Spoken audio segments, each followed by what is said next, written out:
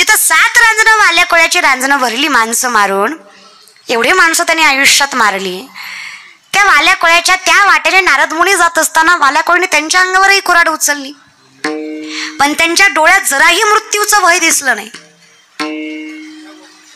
त्यावेळेस वाल्या कोळ्यानं विचार केला, आजपर्यंत जेवढी मला माणसं भेटली ती प्रत्येक जण माझ्या चरणावर देहाची याचना करत होती, प्राणाची भीक मागत होती. असा कोण आहे हा ज्याला मृत्यूचं भय वाटत नाही?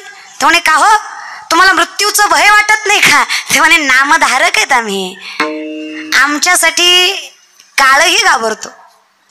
नका जाऊ या गावा नामधारकाच्या शिवा. ज्याच्या सुदर्शन चक्रभोवती अख्खी पृथ्वी फिरते अशा बापाची लेकर आहेत ती, तुमच्यासारख्याला घाबरतील होय रे? दूत सांगत से यमा, दिंडी पुढे चाले नामा, तो नागवितो आम्हा विष्णुदास म्हणून. आम्ही नाही बाबा घाबरत. का नाही घाबरत? अरे आयुष्यभर भगवत नाम मुखात आहे. श्रीमद नारायण नारायण नारायण नारायण हरी नारायण भजवन नारायण नारायण नारायण श्रीमद नारायण नारायण नारायण. बर चला, देवाने इथंच मृत्यू ठरवला असेल तर हरकत काय, मेलं तरी होतंय. अपने आगे ना पीछे ना कोई ऊपर नीचे रोने वाला. तुम्ही तुमचं बघा, आपका क्या होगा जनावे आली. असं नारद मुनी नाही म्हणले, मी म्हणते महाराज. नारद मुनी म्हणले आपल्या पुढं ना मागे, आपल्याला काय, आपल्याला रडणार सुद्धा माग कुणी. तुकोबाराय म्हणले, मी मेल्यावर माणसं रडणार. कोण रडणार? रडती माया मोह रात्रंदिस, रडती माया मोह रात्रंदिस. कोण रडणार? माया मोह रडणार. मेला तरी हाती लागला. काय संतांचं आयुष्य असेल, मरणाची सुद्धा भीती नाही हो. कारण त्यांना माहित आहे आमच्यासाठी काळ येत नाही. वाड वेळ झाला वैकुंठा श्रीरंग. त्यांच्या हातात मरण. नाथ बाबा 3 मेले. किद्दा? नाथबाबांचा मृत्यू 3 झाला बरं का. नाथबाबांचं वैशिष्ट्य आहे, नाथबाबांचा जन्मही षष्टीचाच आहे आणि नाथबाबांचा मृत्यूही षष्टीचाच आहे. त्यामुळे प्रत्येक देवस्थान, प्रत्येक संतांच्या ठिकाणाचे 2 सोहळे असतात, पण पैठणचा एकच सोहळा असतो, एकनाथ षष्टी. आता माऊलींचा कसं, माऊलींचा संजीवन समाधी सोहळा एक असतो आणि ज्ञानोबांची जयंती एक असते, बरोबर. कार्तिकी वारी एक असते आणि जयंती एक असते. पण तसं नाही आहे, षष्टी एकच होते. नाथांची षष्टी एकच. त्यांचा जन्मही षष्टीचाच आहे आणि मृत्यूही षष्टीचाच आहे. पहिल्यांदा जेव्हा नाथ बाबा गेले 40-42 वयाच्या वर्षी, त्यावेळेस अख्खं गाव जमा झालं, लेक माणसं जमा झाली. त्यांचा मुलगा आता मस्त असं मडकं बिडकं घेऊन निघाला. आता काय मस्तच म्हणायचं महाराज बरं काय, संतांसाठी मरण मस्तच आहे. एका वेळ करी या दुःखा.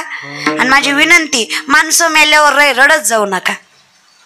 ते म्हणचाल भाऊकी काय म्हणून, भाऊकी असं बी वाईटच बोलती. आता एवढा जरी सुनील दादांनी चांगला कीर्तन सोहळा ठेवला, तुम्हाला काय वाटतं अख्खी भाऊकी चांगली म्हणून?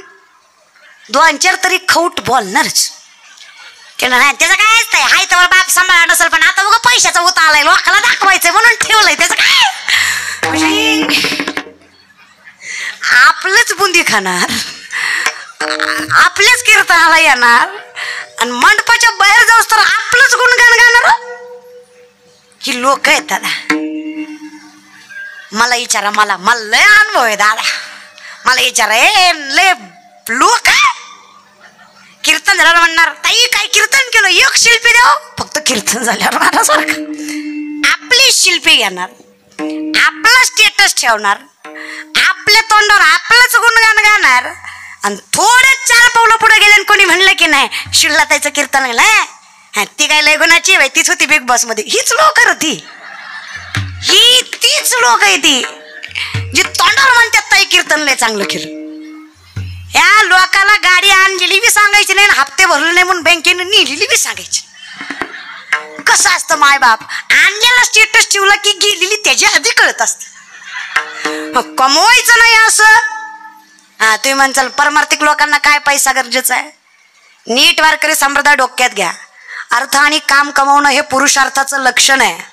पैसा आणि प्रसिद्धी कमावणं हे पुरुषार्थाचं लक्षण आहे. कमवा. आजच्या पिढीला विनंती आहे माझी, काहीतरी कमवा. विनंती आहे. गाव आपलं, माती आपली, तालुका आपला, जिल्हा आपला, राज्य आपलं. आपल्या पूर्वजांनी आपल्यासाठी त्यांचा देह पणाला लावला. इथं साम्राज्य सुद्धा आपलंच असलं पाहिजे, कारण त्याची फळं आपल्याला भेटलीच पाहिजे. जरा हातपाय चालवा. आणि काय करू शकत नाही रे दादा, काय करू शकत नाही पोरींनो तुम्ही? 2 लाख पायदळ, 1 लाख घोडदळ स्वराज्याचं, 10 पटीनं जास्त सैन्य शत्रूचं. जर राजाने विचार केला असता माझा बाप गुलामगिरीत नांदतो, मी हिंदवी स्वराज्याची स्वप्न बघावी, तर घडलं असतं का? अरे विश्वास होता आईच्या रक्तावर, विश्वास होता संतांवर, विश्वास होता आई तुळजा भवानीवर, विश्वास होता स्वतःच्या मनगटावर. अरे काय करू शकत नाही. मुठभर मावळे घेतले, त्यांच्या नाकावर टिचून 260 पेक्षा जास्त किल्ले 40 वर्षाच्या आत हस्तगत केले. हा इतिहास आहे आपल्या स्वराज्याचा. त्याची लेकरं आपण. छोट्या छोट्या संकटांना घाबरायचं रे. व्यापारात यश आलं नाही म्हणून सोडायचा, शेती पिकली नाही म्हणून विकायची, लोकांनी नावं ठेवलं म्हणून संकट. अरे लोकांना बोलायचं ते बोलू द्या, किती अपयशाने सांगणे घालावी, अरे किती लोकांनी बोलावं, किती पाय खेचावे, किती संकटाने आडवं यावं, फक्त माऊलीने डोक्यावर हात ठेवावा. अरे या डोकांच्या नाकावर टिचून आपण यश कमवू शकतो. ही विश्वास फक्त माऊलींच्या हातामुळे येतो, फक्त उभेमुळे येतो. म्हणून नामचिंतन करा. आमच्या वर्गात एक पोरग आहे विजभाऊ, मी लॉच्या 2nd इयरला आहे. आमच्या वर्गात एक पोरग आहे. सरांनी त्याला उभा केलं, प्रश्न विचारला, उत्तर देताना आम्हाला कळलं ती बोबडे. अख्खा वर्ग हसला महाराज, अख्खा वर्ग. सरही हसले. सर म्हणले मूर्खस का? अरे तू दुसरं काहीतरी करायचं ना, तू वकील होणार आहे म्हणे, आणि तुला केस देणार कोण? तो म्हणला तुतलं बोलू नका. कुठलं बोलू? तुतलं नाही तर कुठलं बोलू? अरे तू वकील का होतोय? तुला केस देईल कोण? बरं दिली तर तू लढशील कशी? तो म्हणला कती बी ललल. कती ललल? नाही तू ललल, पुलत्याला कलल का? तू लललेली. तू काहीतरी दुसरं करायला पाहिजे होतस रे. अरे तुझे शब्द उच्चार स्पष्ट नाहीयेत, तुझं वक्तृत्व प्रबळ नाही, तुला बोललेलं स्पष्ट कळत नाही लोकांना, तू कशी काय वकिली करणार आहे? तो म्हणला बापाचं थपान होतं वकील झालं पाहिजे. अरे पण तुझा बाप बोबडा नव्हता, तुझ्या बापाला काय माहिती पुढे जाऊन बोबडं होईल, तू का वकिली घेतली? तो म्हणला मी तल्लाल. तो म्हणला ठीक आहे चल, पण मी मास्तर आहे म्हणून सांगतो, तू वकिली काही तू आयुष्यात काहीच करू शकत नाही, तुझे शब्द उच्चार स्पष्ट नाही आहेत. हे 20 रामायणाचे ग्रंथ घे, उद्यापर्यंत यातला एक जरी विकला ना पट्ट्या, मास्तर नोकरी सोडलं तुझ्या पाया खालून जाईल. सरांनी अंडरस्टिमेट केलं त्या पोराला, ग्राह्य धरलं. आजची पिढी लोक आपल्याला ग्राह्य धरतायत. अख्ख्या जगानं आपली हारायची वाट बघावी आणि मग आपण जिंकावं, आणि आपल्या आई वडिलांच्या चेहऱ्यावर जे समाधान दिसेल ना, तो खरा पांडुरंग आहे. जी मजा आहे ना, लोकांनी हारायची वाट बघावी मग आपण जिंकावं. लोकांना वाटतं हे काय करतंय, मग आपण पोस्ट काढावी. लोकांना हे पुढे खात फिरतंय, ह्याला काय जमणार आहे, मग आपण एखाद्या चांगल्या पदावर जावं. मग लोकांचे तोंड बघण्यासारखी असतात आणि ते करायचं आयुष्यात. विनंती आहे. मग लोक म्हणले जमणार आहे का याला? मास्तर म्हणला जमणार नाही तुला. दुसऱ्या दिवशीचं लेक्चर भरला, सरांनी उभा केला त्याला, म्हणलं का रे ग्रंथ विकले? याने खाली मान घातली. सर म्हणले माहीत होतं जमणार नाही. पोरगा म्हणला तल ठगले इकले. सर म्हणले कस काय? लय थोपाय म्हणला थल. प्रत्येकाच्या दलवाद्यात जायतो, दलवादा वाजवायतो. त्यांनी दलवादा उधरला, त्यांना फक्त म्हणायचं हे बदा हे लामायण, हे बदा हे लामायण. तुम्ही घेता का मी वाचून दाखवू?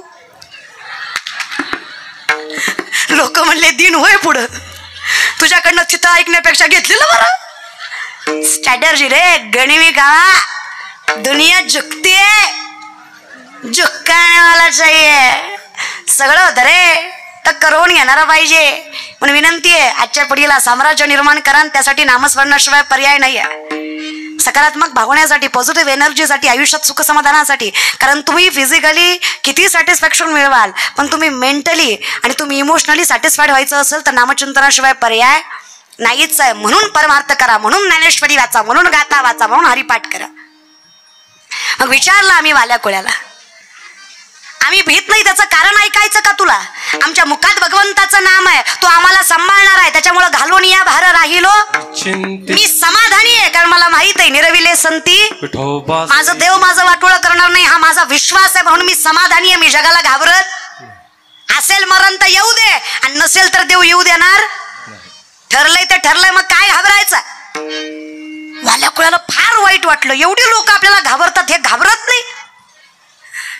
म्हणले तू हा विचार कर, नारद मुनी म्हटले की मला मारल्याचं पाप तू कुठं फेडशील? कोणासाठी करतोस हे सगळं? लेकरा बाळासाठी, घराबारासाठी. एक काम कर,